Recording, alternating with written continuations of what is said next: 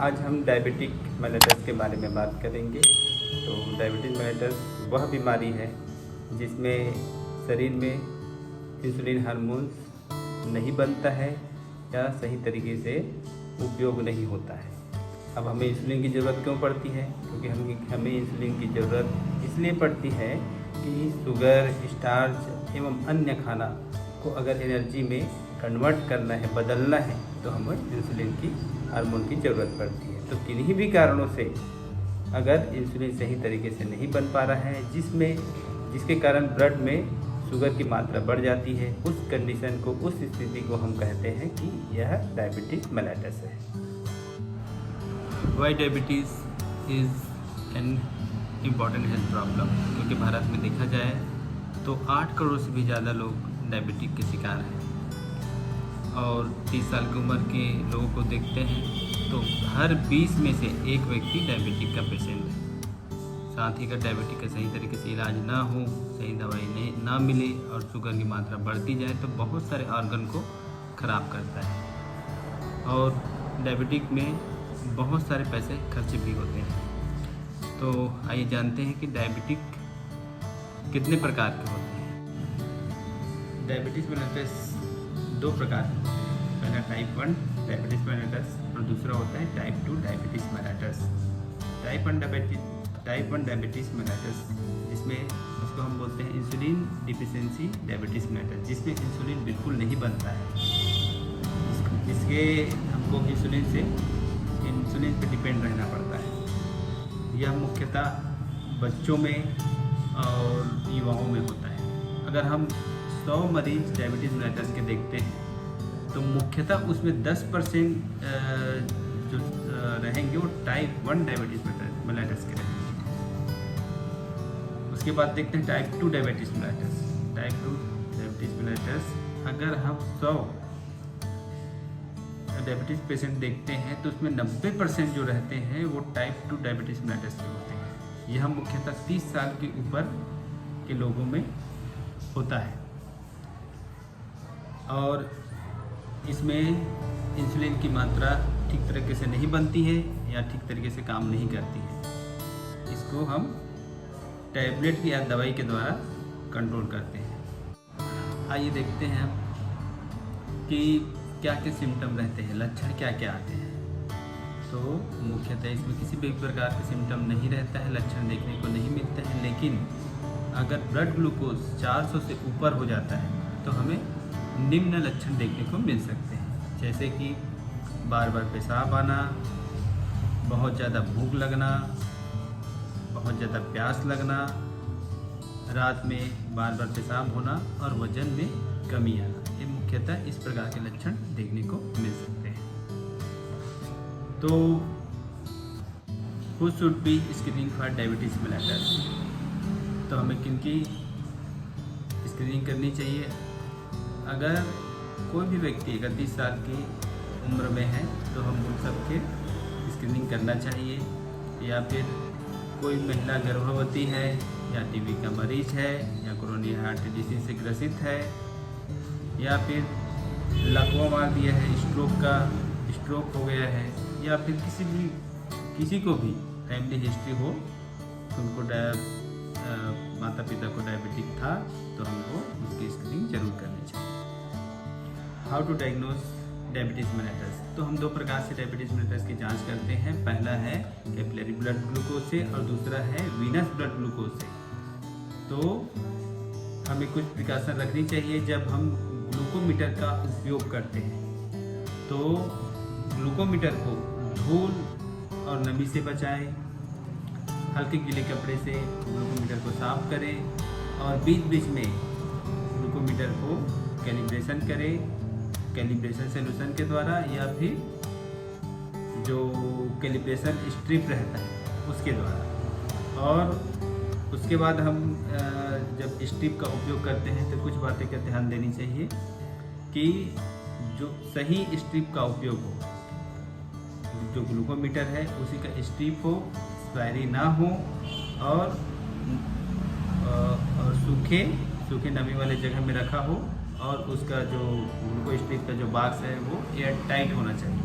तो ये मुख्यतः तो ये बात हमको ध्यान रखनी चाहिए ग्लूकोमीटर उपयोग करने से पहले।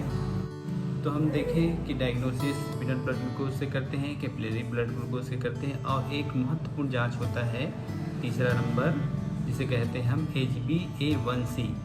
HbA1c का हमारा 3 महीने का रिकॉर्ड बताएगा कि हमारे खान पान कैसे रहा, और इसमें हम खाली पेट हैं या कब खाना खाए हैं इससे कोई फ़र्क नहीं पड़ता है। इसे हम कभी भी जांच करवा सकते हैं HbA1c का, और इसका नॉर्मल वैल्यू होता है 6.5% से अगर ऊपर जाए तो हम कह सकते हैं कि ये हमारी डायबिटीज़ का है। अब value of blood sugar, value of blood sugar कब बोलेंगे कि कोई जो जांच कर रहे हैं अपन किसी पेशेंट का, तो कब बोलेंगे कि हम वो डायबिटिक पेशेंट हैं? तो fasting blood glucose sir, fasting blood glucose कब बोलेंगे? जब 8 घंटे तक के हम खाली पेट हैं, किसी प्रकार का खाना नहीं लिए हैं, हमारा पेट कम्प्लीटली खाली है, अगर वो 126 मिलीग्राम पर डेसीलीटर से अगर ज़्यादा आता है तो हम डायबिटिक पेशेंट होने की संदेह करते हैं। दूसरा होता है random blood glucose. Random blood glucose हम कभी भी करवा सकते हैं, जिसको रैंडम बोलते हैं, और इसकी मात्रा अगर 200 मिलीग्राम पर डेसीलीटर से ज़्यादा नहीं होना चाहिए। और तीसरा होता है पोस्ट पेरेंडियल। अगर 200 मिलीग्राम पर डेसीलीटर से ज़्यादा अगर आता है तो हमको ध्यान देना चाहिए कि ये डायबिटिक पेशेंट हो सकते हैं। तो कंफर्मेशन के लिए हमको क्या करनी चाहिए कि हमको 2 टेस्ट करनी पड़ती है। अभी हम रैंडम ब्लड ग्लूकोज टेस्ट किए हैं जिसका 200 से ऊपर आ रहा है, तो हमको 24 घंटे के बाद या तो यूरिन शुगर करेंगे या फिर रैंडम ग्लूकोज करेंगे। अगर उसका भी अगर रेशियो नॉर्मल से ज़्यादा आता है तो हम कह सकते हैं कि यह हमारी डायबिटिक है। अगर डायबिटिक का ट्रीटमेंट नहीं करते हैं तो क्या हो सकता है? पहले है कि डायबिटिक नेफ्रोपैथी। डायबिटिक नेफ्रोपैथी क्या होता है? नेफ्रोपैथी मतलब किडनी से रिलेटेड गुर्दे की परेशानी। अगर डायबिटिक का इलाज नहीं करते हैं तो हमारा गुर्दा खराब हो सकता है। तो पता कैसे चलेगा कि हमारा गुर्दा खराब हो रहा है? तो हाथ पैर में सूजन होगा, पेशाब में खून की मात्रा बढ़ी हुई रहेगी और सीरम क्रिएटिनिन बढ़ा हुआ आएगा। उसके बाद दूसरा परेशानी क्या हो सकता है? Coronary artery disease, heart attack या हार्ट की बीमारी। अगर बढ़ता है शुगर बहुत ज़्यादा तो हमको हार्ट में वाल्व खराब हो सकता है, हार्ट अटैक आ सकता है। उसके बाद स्ट्रोक। स्ट्रोक क्या होता है? लकवा मार देना। अगर शुगर बढ़ा हुआ है तो हमारा मुख एक तरफ से तिरछा हो सकता है या फिर पैरालाइज हो सकता है, इसे बोलते हैं हम लकवा या स्ट्रोक। चौथा क्या हो सकता है? डायबिटिक न्यूरोपैथी, मतलब नर्व इफेक्ट होना चालू हो जाएगा, हमारा हाथ पैर ठीक से काम ना करे, हाथ पैर में झुंझुनाहट भरा रहे, तो हमारा डायबिटिक ज़्यादा बढ़ने के कारण नर्व को इफेक्ट करेगा। उसके बाद क्या होता है कि अगर शुगर बहुत ज़्यादा बढ़ा हुआ रहे तो डायबिटिक फुट क्या होता है? पैर में छाले पड़ जाना या घाव हो जाना, क्योंकि अगर शुगर की मात्रा बहुत ज़्यादा बढ़ी हुई है ब्लड में तो बैक्टीरिया को ग्रोथ करने के लिए बहुत अच्छा मीडियम मिल जाता है, जिसके वजह से पैर में जो घाव है वो भरेगा नहीं, और अगर बहुत दिन तक अगर घाव नहीं भरता है तो गैंग्रीन हो सकता है। वहाँ पे गैंग्रीन अगर होता है वहाँ पे सेल डेथ हो जाता है, तो उसको या तो पैर में हुआ है या उंगली में बहुत ज़्यादा गैंग्रीन की मात्रा बढ़ती है तो उंगली काटना पड़ सकता है और या फिर पैर को काटना पड़ सकता है। उसके बाद आता है डायबिटिक रेटिनोपैथी, आँख का पर्दा खराब हो जाना, तो अचानक से धीरे धीरे या फिर अचानक विजन लॉस हो सकता है। तो इस सभी प्रकार की परेशानियों से बचा जा सकता है अगर हम सही समय में स्क्रीनिंग करवाएं डायबिटिक का और सही तरीके से दवाई चालू करें, तो इस प्रकार की दिक्कतों का सामना नहीं करना पड़ेगा। डायबिटिक पेशेंट में हम क्या पूछेंगे या फिर रेड फ्लैग साइन क्या क्या होता है? तो पहले है कि इम्पेयरमेंट ऑफ विजन, देखने में धुंधलापन थोड़ी हो रहा है, चेस्ट पेन या फिर एक साइड बॉडी में कमजोरी आ जाना, या चलने से सांस फूलना, या हाथ पैर में सूजन होना, चेहरे में सूजन होना, इस प्रकार की दिक्कतें थोड़ी हो रही है, या फिर पेट में दर्द, उल्टी लगना, इन सभी जो रेड फ्लैग साइन है वो थोड़ी हो रहा है, उसको हमको देखना पड़ेगा। अगर ये दिखाई देता है तो हमको तुरंत ही डॉक्टर को दिखाना है।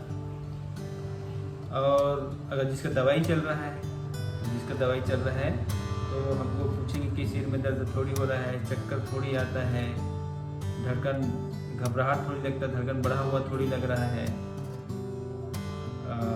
बेहोश थोड़ी हो जाते हैं, या फिर वजन कम तो नहीं हो रहा है। तो इस प्रकार की जो दिक्कतें हैं हमको पूछना भी पड़ेगा और देखना भी पड़ेगा। तो अभी तक के हम देखे हैं कि डायबिटीज मेलिटस किसे कहते हैं, कितने प्रकार के होते हैं, उसको किसे जांच करनी है, और अगर हम किन का स्क्रीनिंग करना है और इलाज कैसे करना है, कब कहेंगे कि वो डायबिटीज मेलिटस है, अगर हम इलाज नहीं करवाते हैं तो फिर क्या क्या दिक्कतें हैं हो सकती हैं। तो अभी तक के ये सब चीज़ देखे हैं। अगले पार्ट में हम देखेंगे कि इलाज क्या है, खान पान कैसे रखना है, ये सब के बारे में हम डिस्कस करेंगे। धन्यवाद।